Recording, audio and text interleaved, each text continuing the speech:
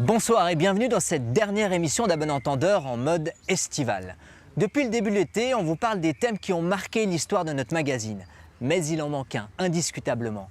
Il est rouge, blanc, rosé, parfois même gris, consommé et produit dans notre pays. Vous êtes sur la piste? Le vin, évidemment, est un des sujets qu'À bon entendeur a largement abordé au fil des années, mais je vous rassure, sans jamais aller jusqu'à l'ivresse. Je me permets de vous rappeler d'ailleurs que l'abus d'alcool est dangereux pour la santé. Au fil des années, nous avons pu suivre les différents virages qu'a pris le monde viticole suisse et surtout la lente évolution de nos vins vers la qualité et la diversité. Il faut dire que les vignerons ont privilégié pendant des années la quantité à la qualité, avec les conséquences que cela pouvait avoir, comme nous le rappelle Claudio Personeni, archive à l'appui. Au début des émissions d'À bon entendeur sur le vin, on sentait une volonté d'éduquer les masses populaires et de les amener lentement à une connaissance dionysiaque plus complète que le sempiternel chasselas. Ce jour-là, le peuple dégustait. Votre appréciation? Mauvais. Bon. Bon. Médiocre. Mauvais. Mauvais. Médiocre. Médiocre. Mauvais. Mauvais. Eh bien, la moyenne de vos appréciations? Médiocre. J'ai classé ce vin excellent. C'est un très joli vin de bouteille. Il a un joli nez, bouquet, qui harmonise bien avec ses qualités gustatives. Pour choisir votre vin, il y a une méthode très simple. Vous achetez une dizaine de bouteilles différentes, et pas trop chères, et puis vous les goûtez. Et vous procédez par élimination. Et celui que vous trouvez à votre goût, vous l'adoptez sans tenir compte de l'étiquette. Ainsi, le proverbe « Qu'importe le flacon » n'aura pas menti.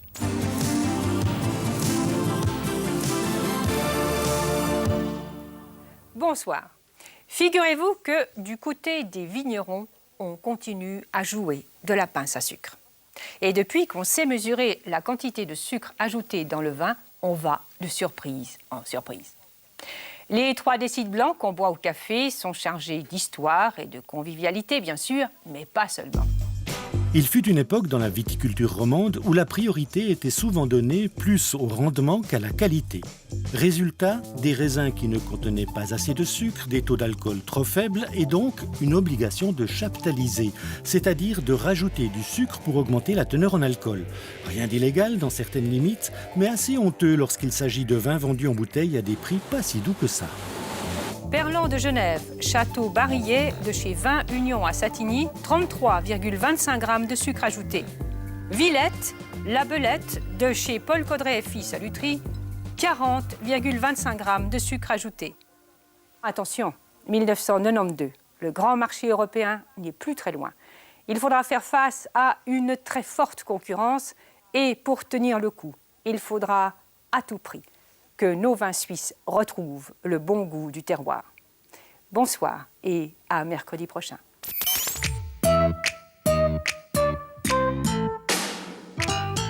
Alors Jean-Paul, on va parler vin et vin blanc suisse, plus précisément. Ça veut dire qu'on peut écrire... 5 ans plus tard, a-t-on vraiment retrouvé ce fameux goût du terroir? Pour le savoir, ABE convie 4 experts du vin suisse pour déguster des chasselas de toute la Romandie. Résultat, le moins que l'on puisse dire, c'est que le terroir est encore assez insaisissable. Dur la dégustation. Sur 11 vins, nos spécialistes ont seulement identifié 4 bouteilles. Et si on additionne les points qu'ils ont attribués, on obtient le classement suivant. En tête, énorme surprise, on trouve le vin le moins cher du lot, vendu au litre. 3 ans plus tard, changement de ton. À bon entendeur remarque pour la première fois que les vignerons romans ont fait des efforts. Aujourd'hui, l'œnologie a fait d'énormes progrès et les vignerons aussi. Du coup, on peut se demander ce que signifie l'AOC. Durant longtemps, la réputation du vignoble suisse tenait plus à la formidable quantité de raisins que l'on parvenait à y produire qu'à la qualité même de ses fruits. En viticulture, la règle est pourtant absolue. Au-delà d'un certain rendement au mètre carré, il n'est plus possible de faire du bon vin. Ce vin trouvait preneur sur un marché helvétique où les importations étaient limitées, mais dans les années 80, des vendanges exceptionnelles firent déborder les cuves et certains producteurs eurent du mal à écouler leur vin. Il fallait prendre des mesures. Les appellations d'origine contrôlée sont nées de la nécessité d'adapter la quantité et la qualité aux besoins du marché. L'arrivée des appellations d'origine contrôlée a fait du bien. Elle a encadré le travail des producteurs et limité certaines pratiques. Mais les règles minimales sont peu strictes. Résultat, la grande majorité des vins arrivent à obtenir une AOC et pour le consommateur, il n'est pas plus simple qu'avant de faire son choix. Même Pierre Béguin de Coop Suisse perd parfois son latin. On éprouve un petit peu de difficultés avec certaines appellations d'origine contrôlée qui n'apportent finalement rien de nouveau, qui ne permettent pas à un consommateur vraiment de faire la différence entre un vin ordinaire et puis un vin d'appellation. De la part du plus gros acheteur de vin du pays, c'est à prendre comme un avertissement. Actuellement, face au rayon vin blanc d'un magasin, nous n'avons aucune référence digne de foi pour guider notre choix, hormis notre propre expérience. Mais on peut parier qu'en 2001, les grands producteurs californiens ou australiens, par exemple, sauront, eux, donner à l'acheteur des repères fiables. C'est bien l'arrivée massive des vins étrangers qui a poussé les viticulteurs suisses à privilégier la qualité. Face aux importations de vins bon marché et appréciés, les vignerons ont compris qu'il fallait revenir aux sources et miser sur la qualité. Exit donc la production à outrance, bienvenue à la valorisation de la qualité et de l'authenticité. L'arrivée des vins du Nouveau Monde n'est pas étrangère à ce changement de cap dont un bon entendeur s'est fait l'écho au début des années 2000. Bonsoir, comme chaque année à la période des vendanges, on nous promet un bon millésime malgré les pluies de l'été.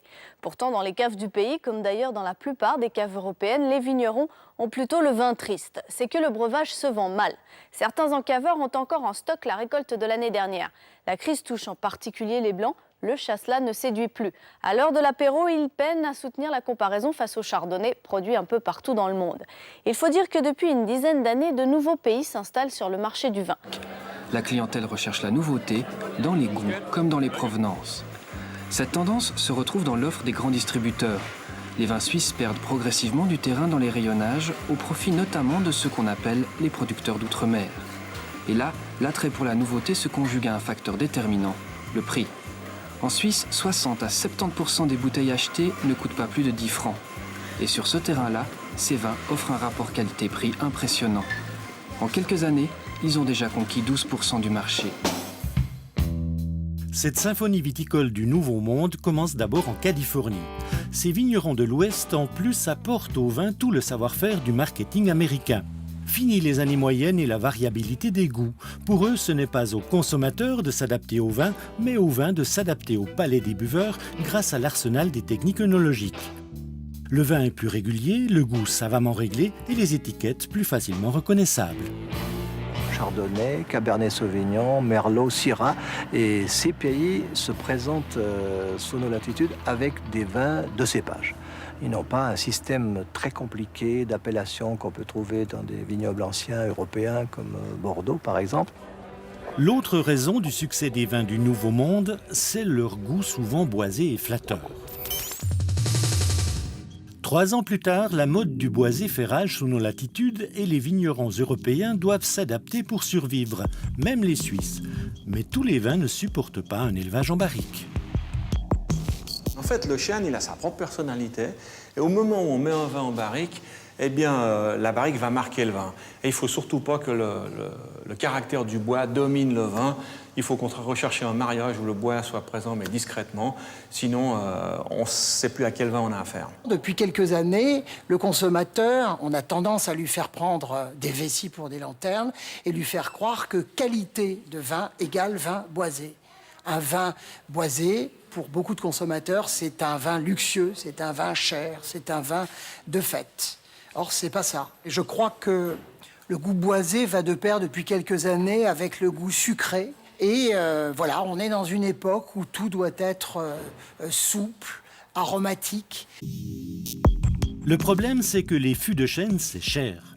Alors, pour obtenir le goût boisé, certains réalisent des infusions de copeaux dans leur cuve inox. Ici, on les appelle encore copeaux. Mais à la vente, on préfère parler d'éclats de chêne œnologique, c'est bien plus joli. Alors là, c'est ça qu'ils sont troués, en fait. Oui, tout à fait.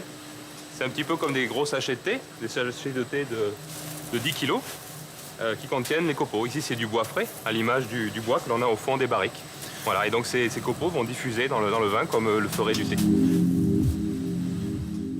Si on se met à faire du vin de cette façon-là, bientôt on fera du vin sans raisin.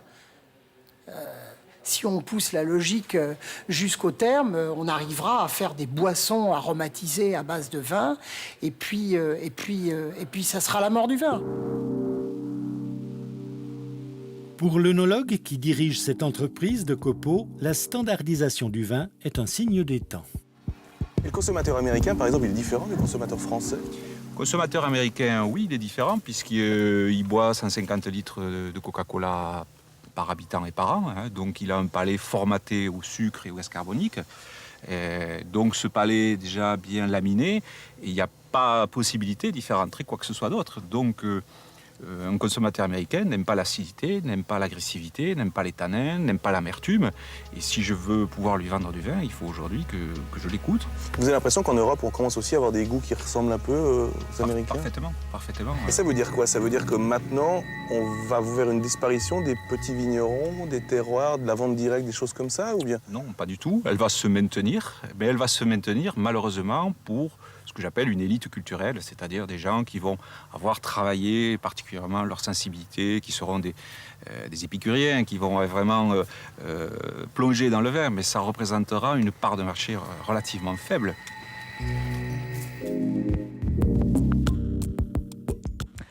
Pour parler vignes et vins, j'ai le plaisir d'accueillir le président de la Fédération suisse des vignerons, Frédéric Borloo. Bonsoir. Bonsoir. Vous êtes aussi le syndic d'Aigle.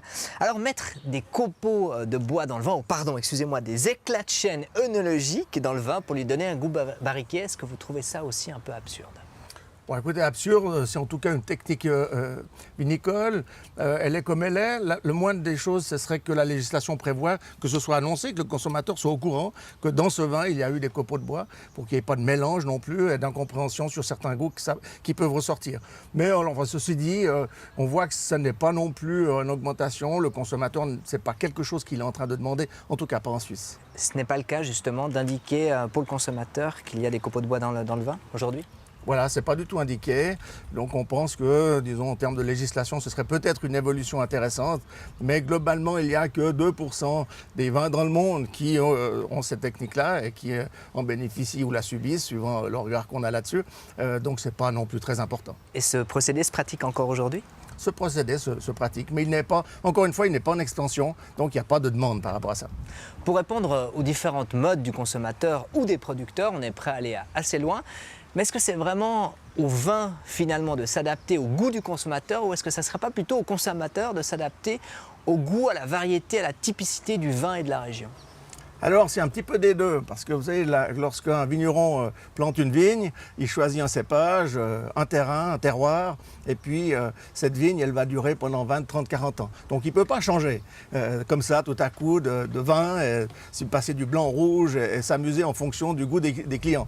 Donc, c'est un peu une alchimie, c'est-à-dire qu'il faut à la fois réfléchir sur les cépages qu'on va planter, et puis en même temps, après, lorsqu'on fait le vin, essayer un petit peu de s'adapter à ce que les clients demandent et ce que la population attend.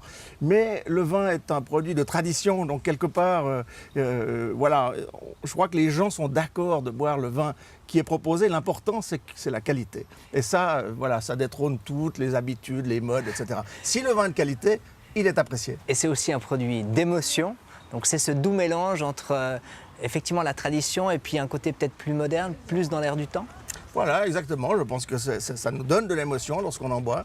Et puis, c'est ce qui est motivant, en fait, dans ce vin, parce que cette émotion, elle est infinie, comme les goûts des vins. Les vins sont tellement différents d'un bout à l'autre de la Suisse, avec des terroirs, des cépages, des spécialités, etc. Et puis des qualités, surtout, qui sont au top en Suisse depuis longtemps. On a vu que les Suisses boivent un peu moins de vin ces dernières années. Ça vous inquiète ? C'est une tendance qui est mondiale. On voit que la diminution de vin est à peu près globale. La population du monde augmente et puis la consommation de vin diminue un peu partout. Le vin reste le produit préféré des Suisses, puisqu'il y a à peu près 80% des gens qui en boivent, plus ou moins beaucoup, plus ou moins peu. Donc voilà, on n'est pas inquiet à ce stade-là. Il y a des évolutions. Il n'est pas remplacé forcément par d'autres boissons. Donc je pense que c'est peut-être une diminution globale de l'alcool. Mais encore la une bière fois, qui commence gentiment à prendre quelque part de marché. alors il y a les bières artisanales qui se développent, mais globalement la bière ne prend pas beaucoup de part de marché non plus. Donc c'est peut-être simplement des changements de consommation par rapport aux produits alcoolisés. Alors ça, ma foi, c'est dans l'air du temps, tant pis. Il n'en reste que tous ceux qui boivent encore du vin, eh bien, ils trouvent en Suisse des produits extraordinaires, des produits qui leur produisent du plaisir et de l'émotion. Merci beaucoup, on vous retrouve tout à l'heure. Merci beaucoup.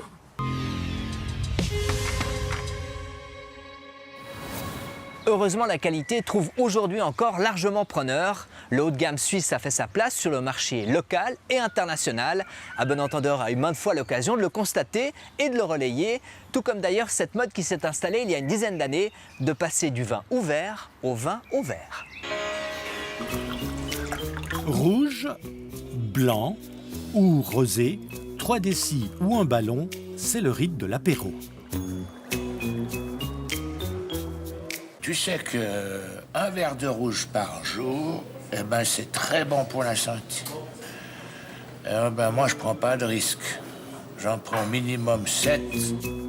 On utilise pour cela du vin ouvert, sympa pour la pratique sociale et le porte-monnaie des participants, mais pas toujours pour les papilles délicates.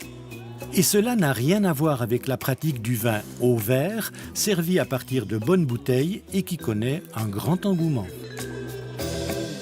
Il y a une époque où on buvait beaucoup de vin ouvert, on est passé sur du vin au verre, c'est-à-dire un vin qualité bouteille qui est proposé directement au verre et servi à table avec une dégustation préalable pour s'assurer que le client le trouve à son goût.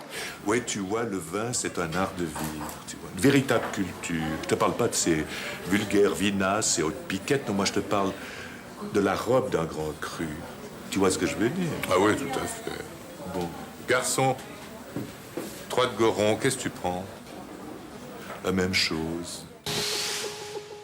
Au cœur de l'été 2014, dans un décor bucolique, À bon entendeur se penche sur la pratique du coupage du vin.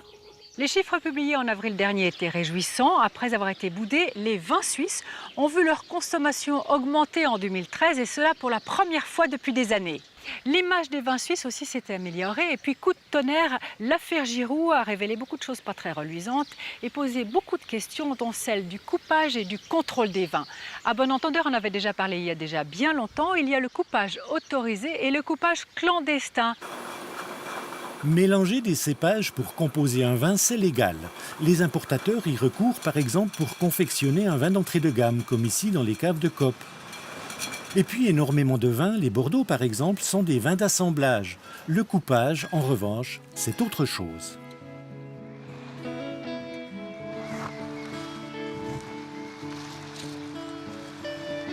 Le 20 juin 2013, la grêle a décimé le vignoble neuchâtelois, à tel point que la récolte a été 3 fois plus faible qu'une année normale. Sur certaines parcelles comme celle-ci, la production a été entièrement détruite. Donc nos collègues en caveur ont dû se tourner vers des vignerons d'autres cantons de Suisse romande principalement, donc le Valais et le canton de Vaud pour l'année 2013. Alors c'est une conséquence qui est directe, je dirais, c'est que vous ne pouvez plus vendre votre vin sous l'appellation d'origine contrôlée Neuchâtel.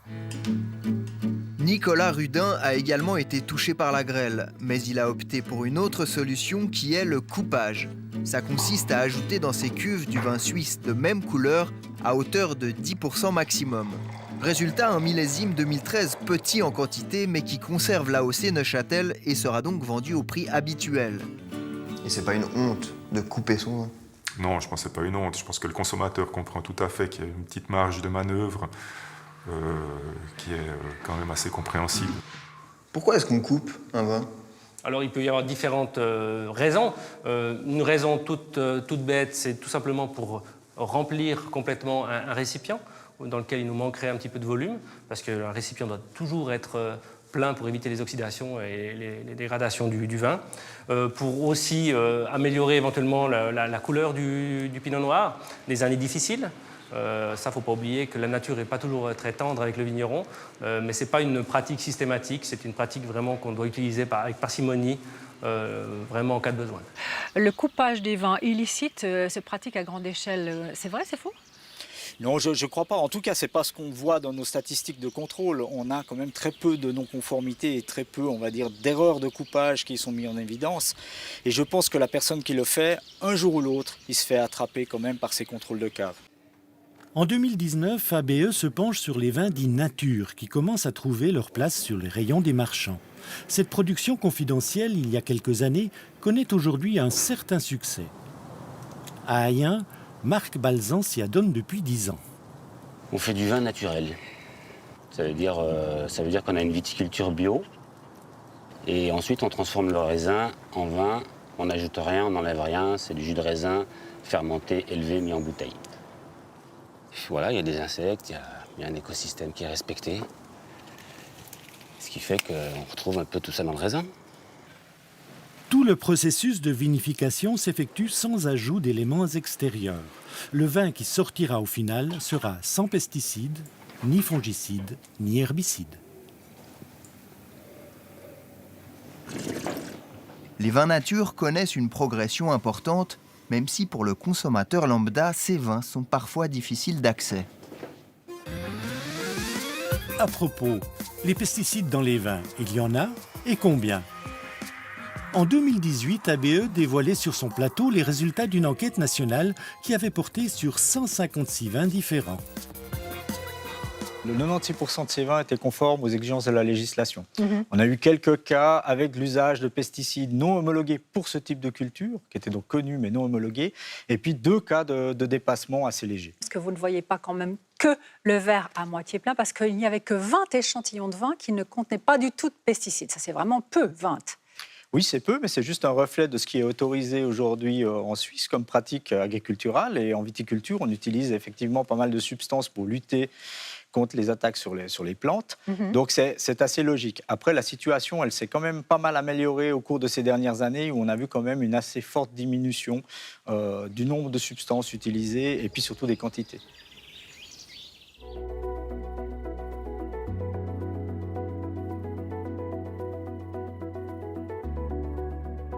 Monsieur Borloo, lors du test effectué par ABE en 2018, même si 96% des vins étaient conformes à la législation, sur 156 vins, seulement 20 n'avaient aucune trace de pesticides. Est-ce qu'il y a une vraie volonté aujourd'hui de supprimer les pesticides dans les vignes romandes ? Bon, alors si je me souviens bien de cette étude, elle montrait aussi que globalement, par rapport aux vins étrangers, les vins suisses s'en sortaient bien. Absolument. Donc ça, c'est aussi quelque chose qu'il faut affirmer aujourd'hui. Qu'est-ce qu'on constate dans le vignoble suisse? C'est d'abord toujours plus de production bio. Ça, chaque année, il y a aussi des grandes exploitations qui se convertissent en bio. Et puis globalement, durant ces 10-12 dernières années, on a diminué de 30% la quantité de produits phytosanitaires divers que l'on distribuait dans les vignes. Et donc, on voit qu'il y a un vrai effort qui est fait et ça va continuer pour toujours avoir un produit encore de meilleure qualité dans le respect du consommateur. On a beaucoup parlé d'AOC, d'appellation d'origine contrôlée dans les années 90. Est-ce qu'elle a une vraie raison d'être encore aujourd'hui? Alors écoutez, l'AOC suisse, comme on la connaît, a fait ses preuves.